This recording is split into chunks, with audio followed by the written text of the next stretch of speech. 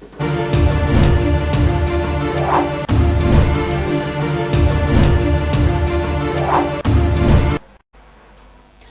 आप देख रहे हैं B-Star न्यूज और मैं हूं आपके साथ मनप्रीत कौर। इस बुलेटिन में वक्त हो चला है उत्तर प्रदेश की तमाम खबरों का। रुक करते हैं पहली खबर की ओर। बता दें कि खबर औरैया से सामने आई है, जहां सेगुर नदी में बोरे मिली किन्नर की लाश। जी हां, एक किन्नर की लाश बरामद की गई है। इस मामले में पुलिस ने, आपको बता दें, सफलतापूर्वक 40 घंटे के अंदर ही सफलता पाली है। जी हां, आपको बता दें, सफल अनावरण करते हुए 2 हत्यारोपियों को गिरफ्तार कर लिया।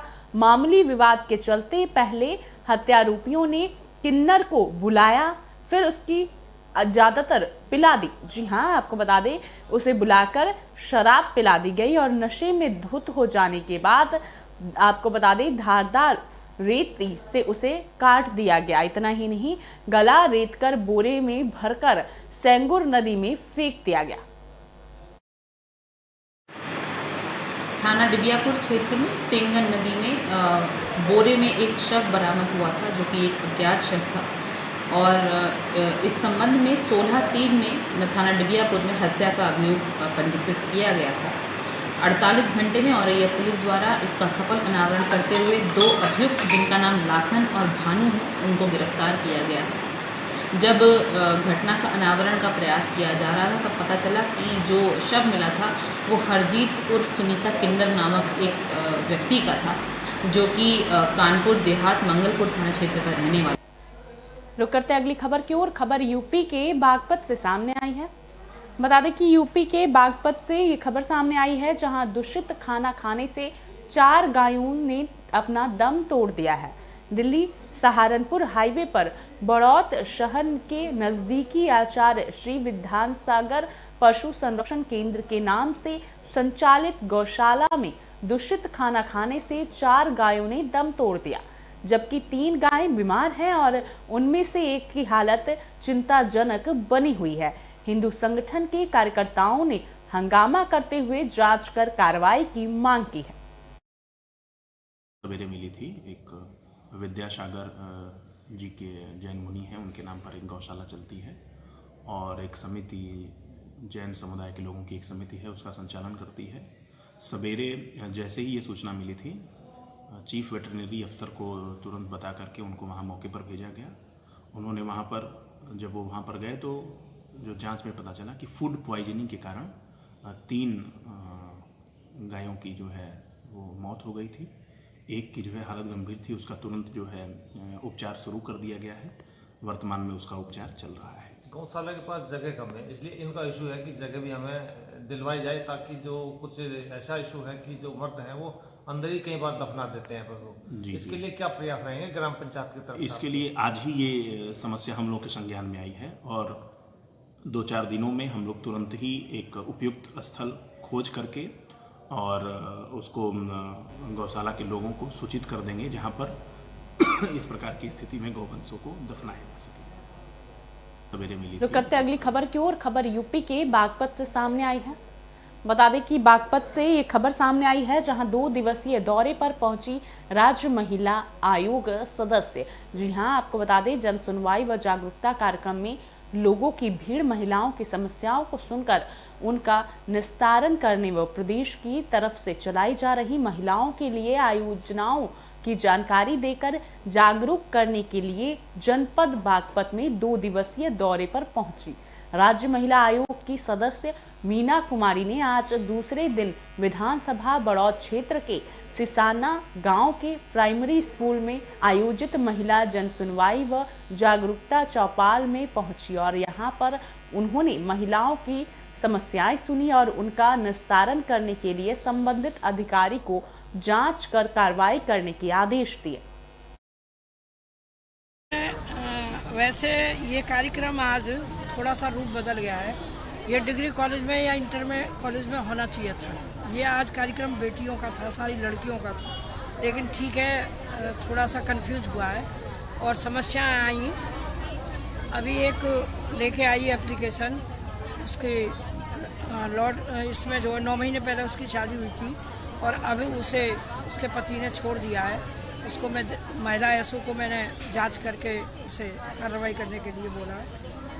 और एक आई है इसमें बेटी रक्षा दल। अब ये नहीं मुझे वैसे ये कार्यक्रम आज रुक करते अगली खबर की ओर। खबर यूपी के गोड्डा से सामने आई है। बता दें कि यूपी के गोड्डा से ये खबर सामने आई है, जहां ग्राम पंचायत चुनाव गांव से सरगर्मियां बढ़ी हैं। भ्रष्टाचारियों की नजर मनरेगा के पैसों पर गड़ी है। जी हां, आपको बता दें जिला पंचायत व ग्राम पंचायत चुनाव को लेकर गांव-गांव सरगर्मियां बढ़ चुकी हैं, लेकिन अभी भी भ्रष्टाचारियों की नजर मनरेगा के पैसों पे गड़ी हुई है और मौका मिलते ही उच्च अधिकारियों की आंखों में धूल झोंककर लाखों का गबन कर लेते हैं। ताजा मामला मुजेहना ब्लॉक क्षेत्र रेगांव का है, जहां पर करबला तालाब पर बिना काम कराए ही 1,51,000 रुपए आपको बता दें सेक्रेटरी व रोजगार सेवक द्वारा निकाल लिए गए, जिसकी शिकायत ग्रामीणों द्वारा डीएम व सीडीओ को लिखित रूप से की गई है।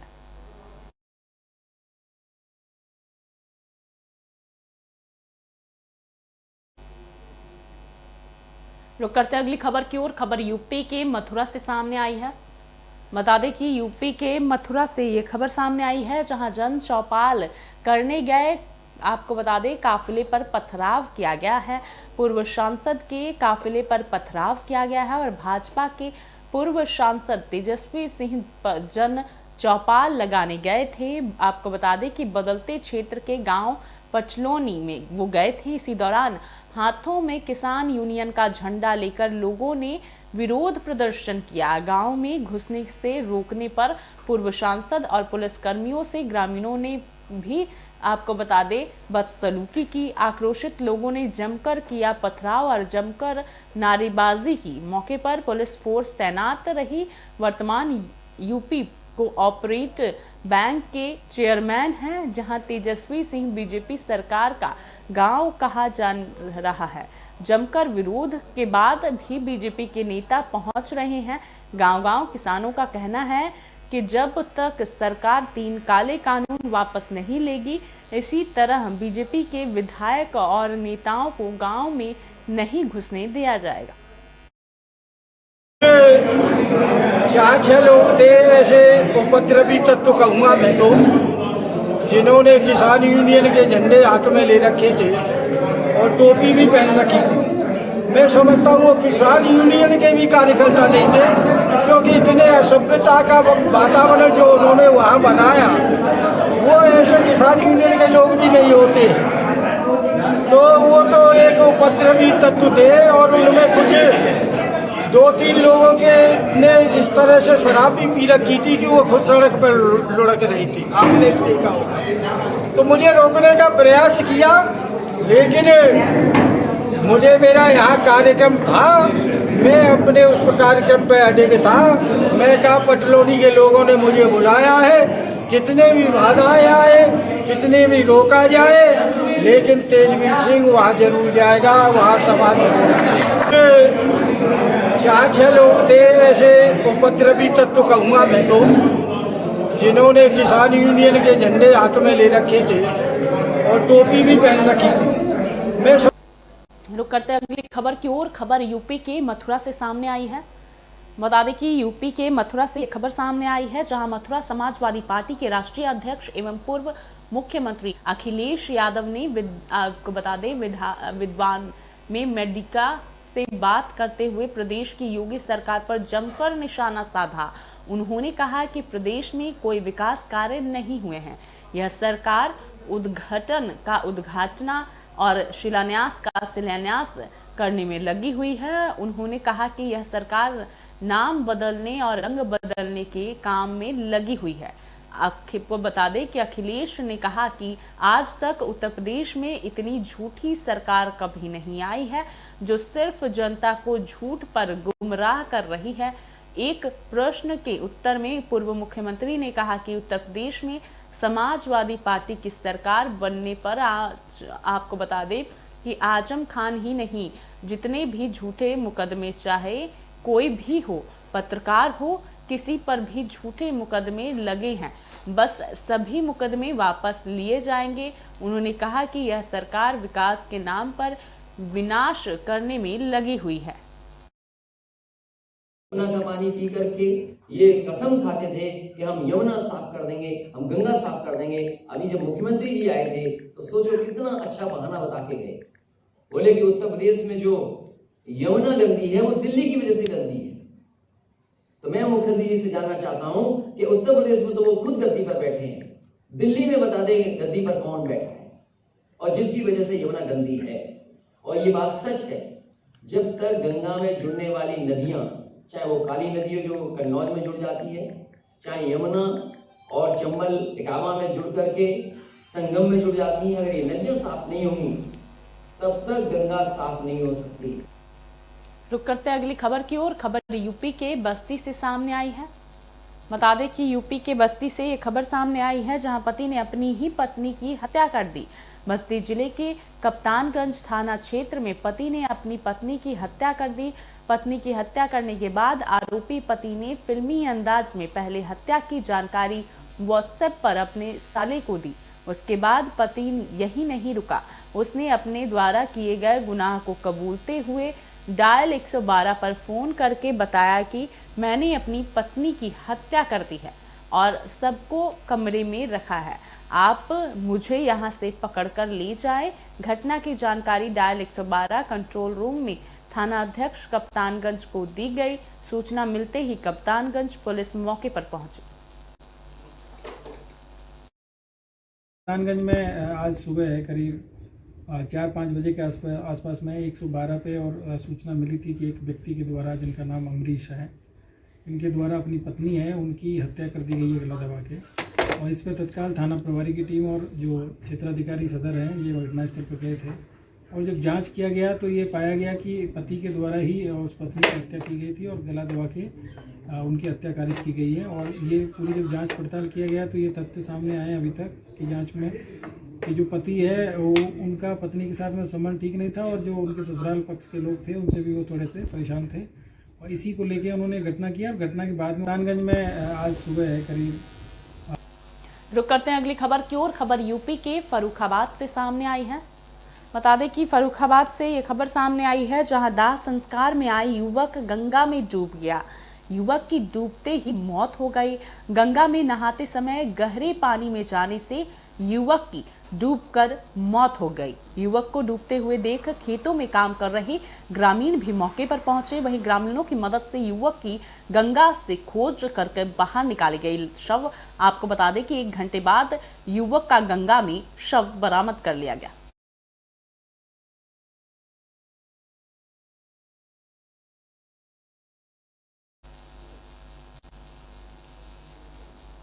रुक करते हैं अगली खबर की ओर। खबर यूपी के झांसी से सामने आई है। बता दें कि यूपी के झांसी से यह खबर सामने आई है, जहां सिकरी बुजुर्ग में रानी लक्ष्मीबाई कृषि यूनिवर्सिटी के कुलपति अरविंद कुमार तथा कृषि प्रयास के डायरेक्टर, आपको बता दें कि SS सिंह ने केवल गौमूत्र आधारित खेती के कृषक धर्मेंद्र नामदेव द्वारा केवल गौमूत्र से उपजाई फसलों का निरीक्षण किया। जी हां, उन्होंने गौमूत्र से फसलें उपजाई हैं और जिसका निरीक्षण करने के लिए पहुंचे थे। माननीय कुलपति ने खेत को देखकर बताया कि मिट्टी अच्छी एवं काले रंग की हुई है तथा इस मिट्टी में आपको बता दें कि ऑर्गेनिक कार्बन का बढ़ाना बहुत बड़ी उपलब्धि है, जबकि ऑर्गेनिक कार्बन बहुत धीमी गति से बढ़ता है। हमने यहाँ पर देखा गौमूत्र आधारित जो है वो विशेष करके चने की खेती हमको दिखाई गई और अभी तो फसल ठीक ठाक है।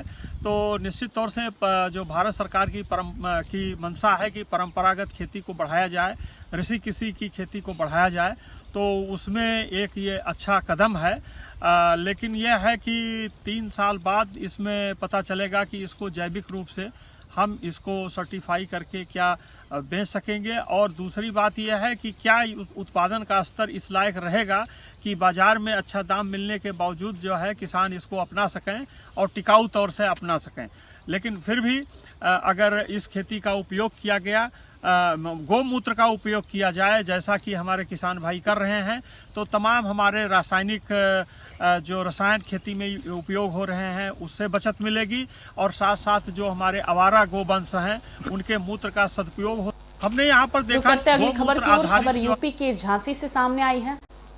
बता दें कि यूपी के झांसी से यह खबर सामने आई है, जहां कृषि विभाग जनपद झांसी की ओर से नेशनल फूड, आपको बता दें इस मिशन का टीवीओ मिशन का आरंभ किया गया। इस मिशन में वृक्ष जनरल तेल कार्यक्रम वर्ष 2021 का सेमिनार का आयोजन किया गया। कार्यक्रम में मुख्य अतिथि जिलाधिकारी आंध्रा वामशी ने बताया कि कृषि विभाग से संबंधित यह वर्कशॉप है और इस वर्कशॉप में डाईलाइन फार्मिंग में बढ़ावा देने के लिए कौन से पेड़ों की पैदाइश हम लोग दे सकते हैं और कौन सी स्कूल बेल के माध्यम से और कौन से कुएं के साधन के माध्यम से महुआ और नीम के पेड़ों की पैदाइश के लिए और भी कई निरीक्षण दिए हैं। वर्कशॉप है और इस वर्कशॉप ड्राईलैंड फार्मिंग में बढ़ावा देने के लिए कौन सी पेड़ों की पैदाइश हम लोग कर सकते हैं और कौन से स्टिल वेल के माध्यम से और कुएं के साधन के माध्यम से यहाँ पे महुआ पेड़ एवं नीम के पेड़ की पैदाइश हम लोग प्रोत्साहन दे सकते हैं। और सेंट्रल एग्रीकल्चर यूनिवर्सिटी के माध्यम से, ग्रासलैंड फॉरेस्ट रिसर्च इंस्टीट्यूट के माध्यम से जो यहाँ की पेड़ है, जैसे आंवले की पेड़ हैं, जैसे नीम की पेड़ है, जैसे महुआ की पेड़ हैं और कुछ और रेशम विभाग से जुड़े हुए जो पौधे हैं, इन सारी चीज़ों के संबंध में एक विस्तृत वर्कशॉप आयोजन किया गया है।